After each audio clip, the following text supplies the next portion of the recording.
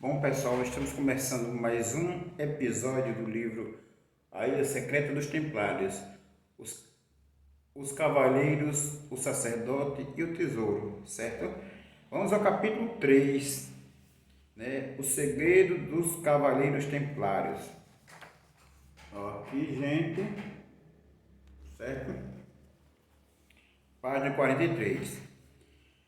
No ano de 1095, o Papa Urbano II convocou um concílio da Igreja em Clermont, França. Não havia nada de incomum na convocação desses concílios. Eles eram realizados regularmente pela Igreja Católica. O concílio de Clermont, entretanto, foi diferente. As autoridades do clero estavam obviamente presentes, mas desta vez o Papa tinha decidido convidar a maior parte da nobreza francesa e a pequena nobreza. Eles desejavam apresentar uma ideia que poderia solucionar o que tinha se tornado um problema relativamente substancial, a viagem dos peregrinos à Terra Santa, e em particular a Igreja do Santo Sepulcro em Jerusalém. Essas viagens eram consideradas um trabalho santo e próprio dos cristãos, até porque Jerusalém estava nas mãos dos árabes muçulmanos. No passado, os árabes não pediam a passagem dos peregrinos cristãos, os quais pelo pagamento de uma taxa, tinham livre acesso a todos os locais santos. Para os árabes, isso não passava de um bom negócio, enquanto os cristãos estivessem dispostos a pagar, eles seriam bem tratados. Aqui tem aquela imagem aqui da capa, gente, é do Papa Urbano II, veja, certo? De 1800, ele foi Papa de 1088 a 1091, 1099, aliás, certo? Essa imagem aqui, ó, novamente, que pode ser que eu não coloquei, né? Bom,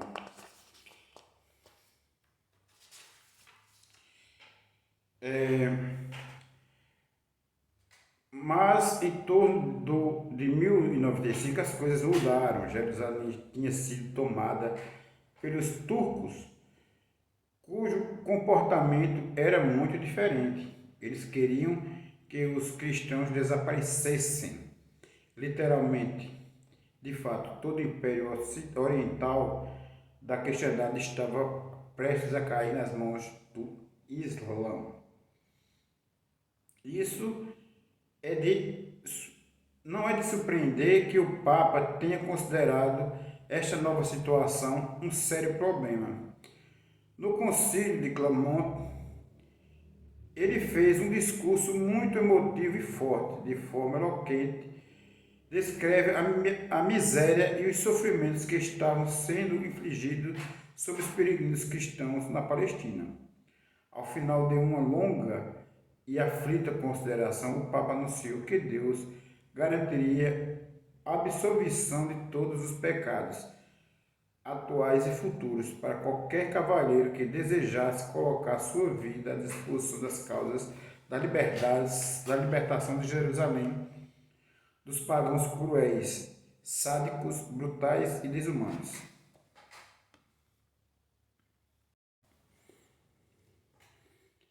Bom, pessoal, esse vídeo vai estar na íntegra, esse estudo, todos os estudos que nós colocamos aqui, certo? Episódio por episódio, estão sempre na íntegra no Facebook. Para aqueles, porque eu já vi uma postagem aí, um comentário, ele não concluiu, ficou pela metade. Gente, veja só, são episódios, você termina um, já vai para o outro, certo? E é só você acompanhar cada episódio. E depois, se você não entendeu ainda porque achou que ficou cortado, você vai na íntegra lá no YouTube e assiste na íntegra. Aqueles que quiserem, peçam aí no comentário que eu mando o link do Facebook para que vocês possam entrar, tá certo? Bom, é inquestionável o poder das palavras do Papa sobre todos os presentes. 3 anos depois, quando os cavaleiros cristãos abriram o caminho para Jerusalém, eles sabiam que ali não haveria punição dos céus para os excessos. Deus já os havia absolvido de seus pecados. Os estupros, as carnificinas eram cruéis e grande parte dos habitantes muçulmanos era massacrada para cumprir o desejo da igreja de libertar a cidade. E esse desejo se baseava na ideia de uma vida longa para o reino de Deus. Bom, gente, isso aqui é um equívoco imenso, né? Nada, crime nenhum justifica isso. Tanto é que nós templários, já na minha governança, já a partir de 1298, já tínhamos a ideia de fazer várias novas Jerusalém em vários cantos, né? Porque a Jerusalém não era a cidade santa, imperdível, né? Já tinha se perdida e precisava-se expandir aquela filosofia humanitária por todo o planeta. Então, nós tínhamos essa meta de abrir várias Salém. Eu vou mostrar para você um projeto de uma Salém daqui a pouco. Vamos terminar a conclusão aqui, certo? Durante todo o primeiro milênio depois de Cristo, muitos fiéis tinham se apegado às ideias de que Cristo retornaria para estabelecer o seu reino na terra após um período de 1000 anos, certo? Eu fui dar uma procurada ali, pessoal, na planta baixa da Nova Jerusalém que eu estou fazendo, né, da Salém, Nova Salém, um projeto para os próximos 50 anos da minha existência, mas eu não encontrei, mas eu tenho ela em outros, depois eu publico só sobre ela, tá certo? Bom, gente, essa ideia do Cristo voltar com 1000 anos, veja, a meta do Cristo não é o Cristo ser humano, Cristo que vai voltar. Ele pode até voltar, inclusive agora por volta de 1250, aliás, 1950 até os dias atuais, até o ano 1980, muitos dos apóstolos estavam reencarnados. Inclusive até a própria mãe de Cristo na atualidade está reencarnada, é uma jovem de 25 anos, certo? Membro da família Rockefeller, entendeu? Então, tem que se entender que o cristianismo, ele é um estilo de vida, é um modo de se viver. Não se vive apenas o cristianismo dentro da igreja, dentro do prédio físico. O prédio, o templo é você. Você que tem que ser o cristianismo o tempo todo, todo dia. É a cada segundo do dia. É quando você, eu e todos nós começarmos a viver essa ética, aí sim, o Cristo vai voltar, mas ele vai voltar a você, em você. Ele sim, o ser humano que foi o rei dos judeus, né, o Jesus, ele pode estar já reencarnado aqui entre nós, certo? Por quê? Porque aquela ideia do homem-deus foi criada por Constantino, né, no concílio, aí, em 395. Ele nunca se fez Deus. Inclusive, para perseguir não só os cátaros, que eram descendentes da linhagem sagrada, mas também para perseguir aquela ideia, né, porque precisava de ganhar dinheiro com o fantástico, e o fantástico torna as coisas impossíveis e inalcançáveis. Mas o grão-mestre Jesus Cristo disse que se você tivesse fé, faria tudo que ele fez, não é verdade? Bom, mas continuando o nosso estudo, veja que nós temos aqui a imagem, ó, de Santa Helena, mãe de Constantino, que eu falei recentemente, certo? E essa Helena, foi que teve o sonho onde estaria a cruz e o túmulo de Cristo verdadeiros, né? E é, teve o sonho, né? Então, e assim foi criada a Igreja Católica.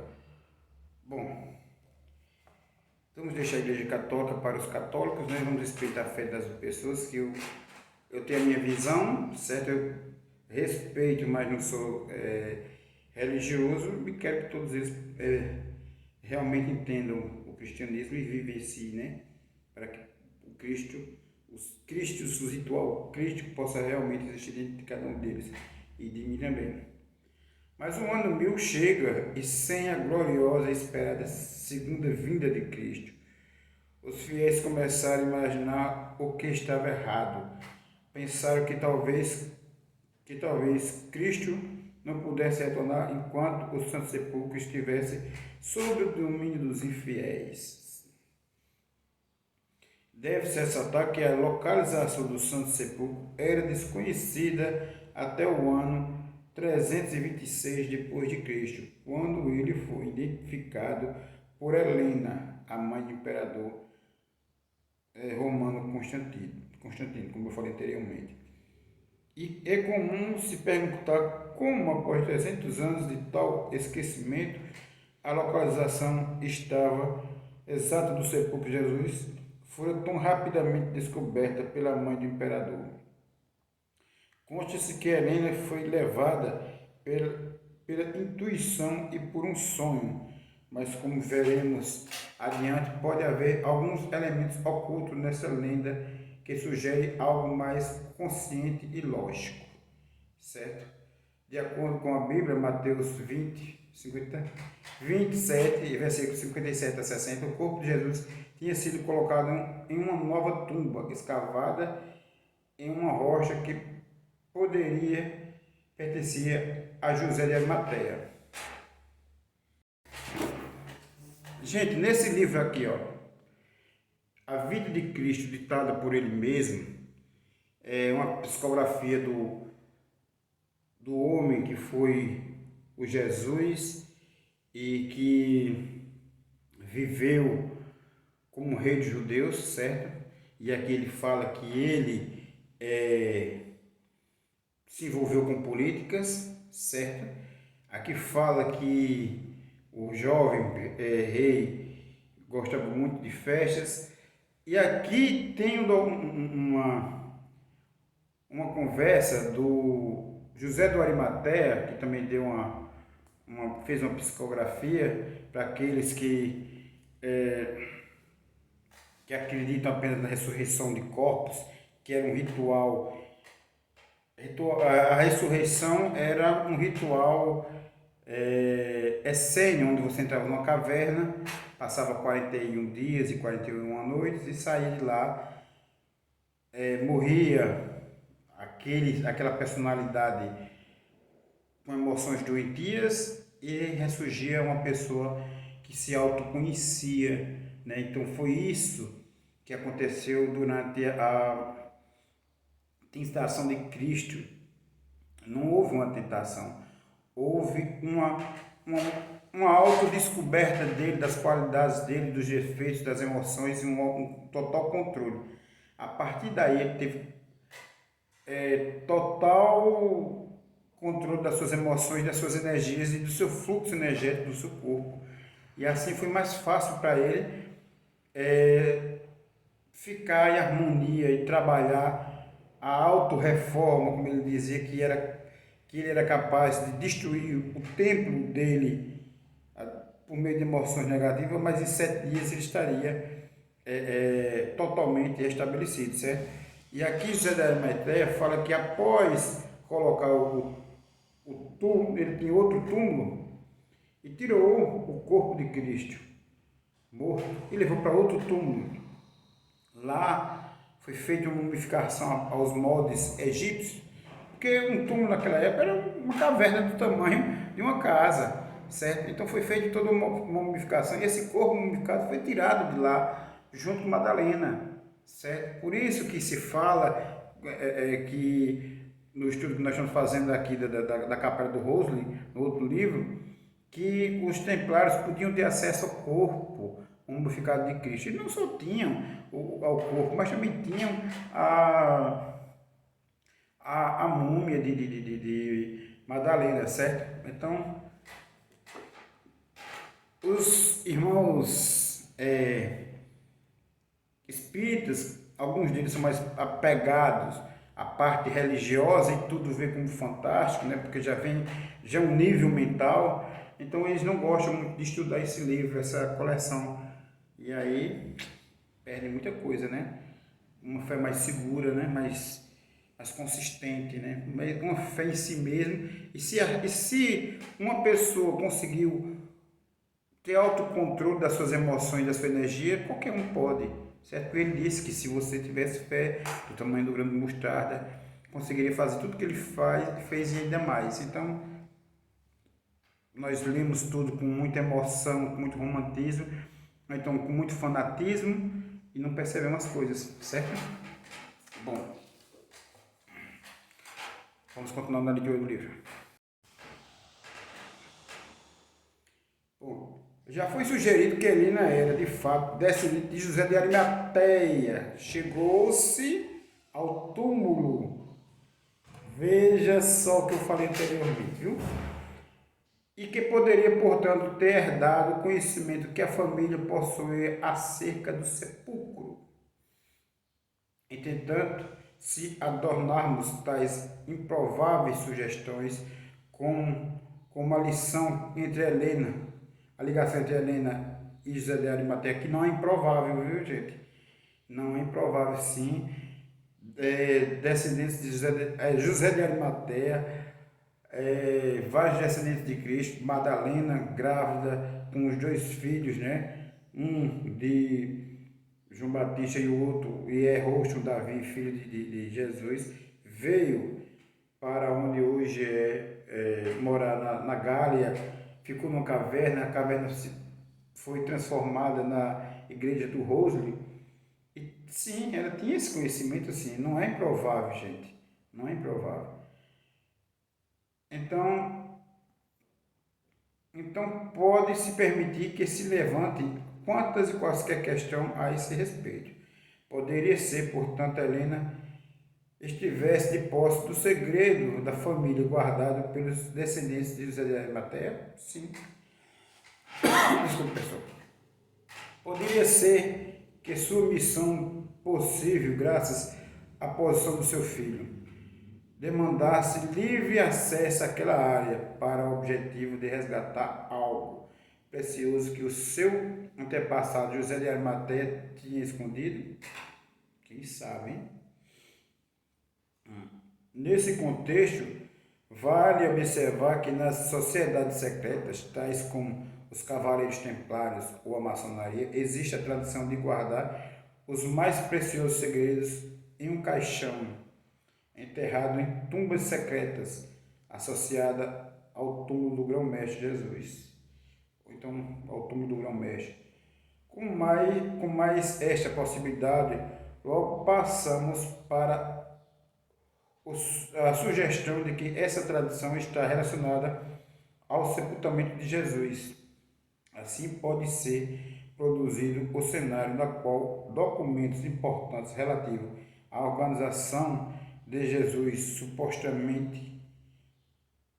supondo-se que houve e em particular um conhecimento secreto, presumindo-se que ele o possuía, eram enterrados no Santo Sepulcro ou próximo a ele. A suposta visão de Helena se transformaria, ela estava somente agindo sob seu hipotético conhecimento herdado com o objetivo de reatar a preciosa herança familiar de alguma forma. Certamente, essas conjecturas parecem aproximar as supostas habilidades psíquicas de Helena de um contexto muito mais realista embora as sugestões que formaram o cenário tenham por base nada mais que uma releitura hipotética dos relatos. Bom, gente, vamos ficar por aqui. Os credos e hipótese. Pronto. Certo? Para o próximo capítulo. E muito obrigado a todos por estarem comigo, me seguindo, me acompanhando. Um excelente dia para vocês. Que o grande arquiteto do universo, que é Deus, traga saúde, sabedoria e inteligência a todos vocês. E é uma honra imensa estar com vocês. E aqueles que tiverem alguma dúvida, pode colocar em seus comentários, porque independente de ser Deus ou não, Jesus Cristo foi um dos maiores seres que veio à Terra com sua sabedoria e sua filosofia. E era um matante reencarnado e que tinha um conhecimento esplêndido de como se humanizar e se autocontrolar. Então, muita paz a todos vocês.